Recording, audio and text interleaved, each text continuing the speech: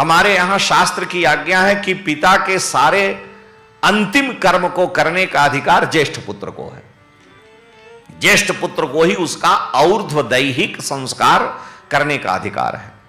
2, 3, 4, 5, 6, 10 पुत्र हों, लेकिन बड़ा पुत्र ही पिता के पिंड श्राद्ध तर्पण आदि का अधिकारी है। क्यों ऐसा है?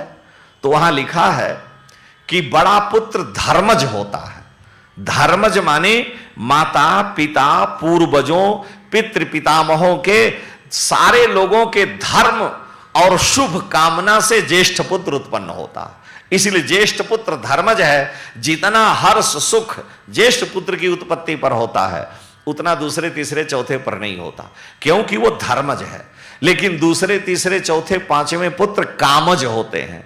माता पिता की कामना है, एक आंख और एक लड़के का क्या भरोसा, कहीं चल पड़ा बीचे में तो बंसई ही डूब जाएगा। तो 2 हो जाए, 2 हो गए तो सोचा कि कम से कम एक सेना में रहेगा, पुलिस में रहेगा, कि एक वकील हो जाए तो हमारा जलवा रहेगा। तो 2 की जगह पर 3 हुए, 4 हुए, 5 हुए। लेकिन जहां कोई कामना नहीं थी, केवल हमारा वंश चल जाए, वहां केवल प्रथम पुत्र आया, वो धर्मज है।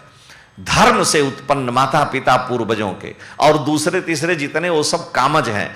इसीलिए जितना भी धर्माधिकार है, धर्म का, पिंड का, श्राद्ध का, यज्ञ का, व्रत का और कोई व्यवहार करने का, सब ज्येष्ठ पुत्र को है, दूसरे को नहीं। शास्त्र कहता है, मनुस्मृति में लिखा कि जब पिता अपनी संपत्ति का बंटवारा करे, मान लिया उसके पास संपत्ति 10 करोड़ की है और उसके पुत्र 4 हैं और चारों में बंटवारा करना है, तो 2-2 करोड़ सबको देगा, और जो ज्येष्ठ पुत्र है उसको 1 करोड़ अधिक देगा, और 1 करोड़ जो है फिर चारों को बांट दे।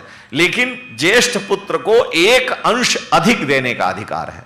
छोटा भाई अपनी बुआ, अपनी बहन, अपने परिवार के किसी उत्सव में, विवाह में नहीं गया, कुछ नहीं दिया, तो उसे दोष नहीं लगेगा। लेकिन बड़ा अगर बुआ के यहां, चाचा के यहां किसी भी उत्सव में, यज्ञ यागादिकों में नहीं शामिल हुआ, तो उसे दोष लगेगा, क्योंकि वो धर्मज है। तो संसार के जितने संबंधी हैं, बहन का विवाह है, मान लिया किसी की पोती का विवाह है, किसी के घर कोई संस्कार है, तो उसमें लोग हमारे यहाँ की परंपरा में लेके जाते हैं, आते हैं, व्यवहार करते हैं। ये व्यवहार ज्येष्ठ को ही करने का, इसलिए उसका संपत्ति में ज्यादा अधिकार है।